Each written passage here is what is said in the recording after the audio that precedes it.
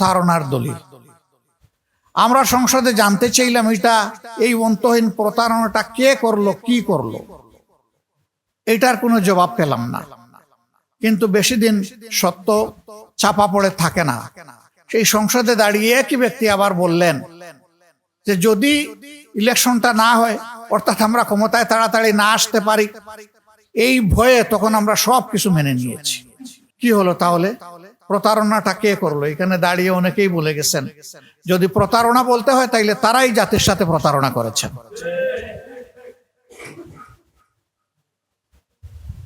অসুবিধাটা কোথায়? এটা মানছেন না কেন? দানাই পানাই করে এখন সংবিধান সংশোধন কমিটি, কমিশন এগুলা গঠন করার কথা বলেন কেন?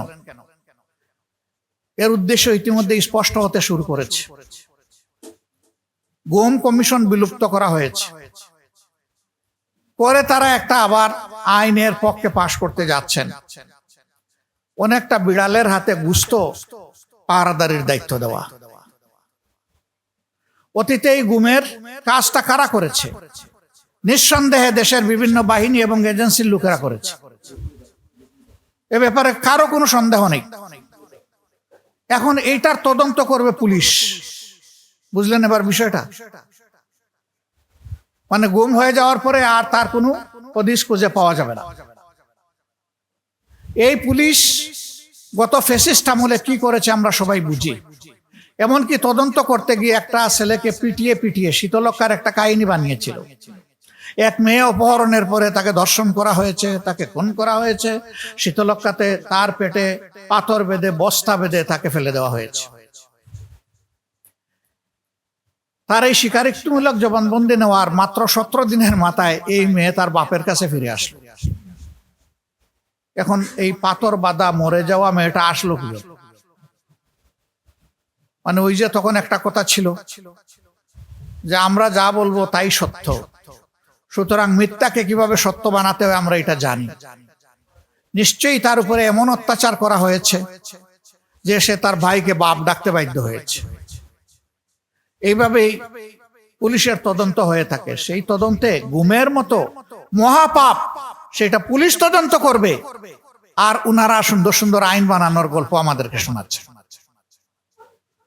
আমাদেরকে সংসদে তারা প্রস্তাব দিয়েছেন, আসেন আমরা উভয়ে মিলে একটা সংবিধান সংশোধন কমিটি করি, আমরা ভালো ভালো আইন রচনা করব। আমরা বলেছি গণভোট সংবিধান সংশোধনের জন্য হয়নি, সংস্কারের জন্য হয়েছে। আমাদের দাবি সংবিধান সংশোধন নয়, সংস্কার। লোকেরা মাঝে মাঝে জিজ্ঞাসা করে ভাই এটা বুঝি না, সংবিধান সংস্কার আর সংশোধনের মাঝে তফাৎটা কি? তফাৎ পরিষ্কার।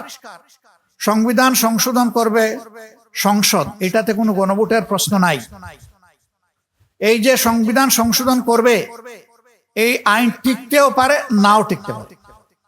বাংলাদেশে এইরকম 5টা সংশোধনী বাতিল হয়ে গেছে কোর্টে গিয়ে। তা আমরা তো বাতিল হওয়ার জন্য কিছু করতে চাই না। আমরা তো ফেসিবাদের কবলে দেশটা আবার যাতে না পড়ে সেই জন্য আমরা শক্ত পাকাপোক্ত ব্যবস্থার দিকে যেতে চাই। এইটা সম্ভব শুধুমাত্র গণপরিষদ অথবা সংস্কার পরিষদ গঠন করে এই কার্যক্রম পরিচালনার মধ্য দিয়ে। ওখানে হাত দিতে পারবে না আদালত।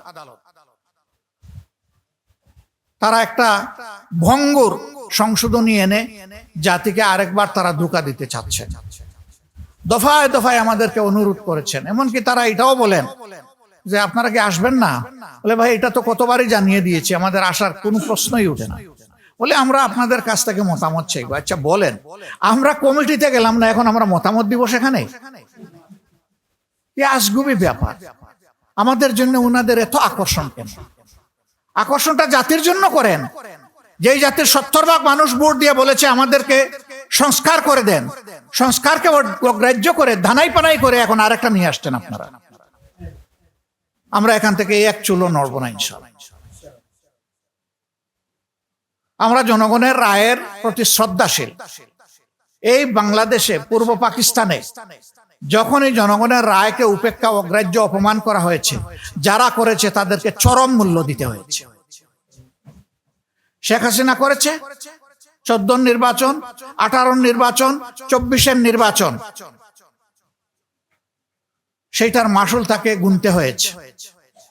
ওনারাও এখন অ্যাবসলিউট পাওয়ার গ্রাবিং এর দিকে যাচ্ছেন, সব ক্ষমতা ওনাদের হাতে নেবেন। অ্যাবসলিউট পাওয়ার means absolute corruption door open করা, আমরা দেখতে পাচ্ছি পরিষ্কার। ধন্যবাদ মির্জা ফখরুল ইসলাম সাহেব, আপনি বলেছেন 4-5 মাসে কোনো পরিবর্তন হয়নি, বরঞ্চ দুর্নীতির প্রবৃদ্ধি হয়েছে। আপনি স্বীকার করেছেন। পারবেন না, দুর্নীতি বন্ধ করতে হলে আগে মগজ পরিষ্কার করতে হবে। মানসিকতার পরিবর্তন ছাড়া চাঁদাবাজি দুর্নীতি আপনারা বন্ধ করতে পারবেন না। আরেকজন প্রতিমন্ত্রী বলেছেন এই দেশে কখনো চাঁদাবাজি বন্ধ করা সম্ভব নয়। আরে ভাই, নিজেই চাঁদাবাজি করলে বন্ধটা করবে কে? সরসায় বুথ থাকলে বুথ তাড়াবে কে? এত বুথ বিতাড়িত হবে না। কালকে দেখলাম এক সংসদ সদস্য বলেছেন তোমরা তো এই খেয়েছো ওই খেয়েছো, তাদের 2টা অঙ্গ সংগঠনকে, শেষ পর্যন্ত তোমরা বিএনপিটাকেই খেয়ে দিবা। তারা তো সেদিকেই আগাচ্ছে। যে কাজটা আমার সন্তান করলে বীরত্ব, এই কাজটা আমার প্রতিপক্ষের সন্তান করলেও বীরত্ব, এটা স্বীকার করতে হবে। আর প্রতিপক্ষের সন্তান যে কাজ করলে সন্ত্রাসী, আমারটা করলে সেও সন্ত্রাসী। ফেসিবাদ কোনো দলের নাম নয়, এটা রোগের উপসর্গ। এটা যেখানেই পাওয়া যাবে, দল যেটাই হোক, সে ফেসিবাদী। আমাদের সরকার ফেসিবাদের পথে হাঁটবে এটা আমরা কল্পনাও করি না, কারণ তারাও তো 15.5 বছর মজলুম ছিলেন। তাদেরও তো সহকর্মীবৃন্দ গুম হয়েছেন, মামলার শিকার হয়েছেন, পঙ্গু হয়েছেন, দেশ দেশান্তরী হয়েছে। তারা এত তাড়াতাড়ি ভুলে যাবেন এটা তো আমরা কল্পনাও করি না। আমরা তাদেরকে বলবো দেশবাসীর প্রতি তো সম্মান দেখাবেন। এর আগে আপনাদের গুমের শিকার, খুনের শিকার এই পরিবারগুলোর প্রতি অন্তত সম্মান দেখান। সেই সম্মান দেখালে ফেসিবাদের কোনো ছায়া এই দেশে থাকতে পারে না। যদি মূল জায়গায় হাত না দেওয়া হয় তাহলে ওই ডাল কেটে কোনো লাভ নাই। আমরা ডালে হাত দেব না, ইনশাল্লাহ আমরা মূলে হাত দেব। আমরা ঐক্যবদ্ধ আছি, আমরা ঐক্যবদ্ধ থাকবো। আমরা কোনো দল বা গোষ্ঠীর জন্য আমাদের এই লড়াই আমরা করব না।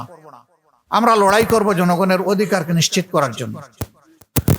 সাংবাদিক বন্ধুগণ, আপনারা অনেক কিছুর সাক্ষী এবং সঙ্গী, ভালো মন্দ দুটি। আমার কথা কেউ রাগ করবেন না। অতীতের ফেসিবাদী আমলে মিডিয়ার একটা অংশ ফেসিবাদকে তুষণ করেছে, লালন করেছে, বাতাস দিয়েছে। শেষ পর্যন্ত সেই ফেসিবাদ বাতাসে উড়ে গেছে। এখনো আমরা কিছু কিছু লক্ষণ সেরকম দেখতে পাচ্ছি।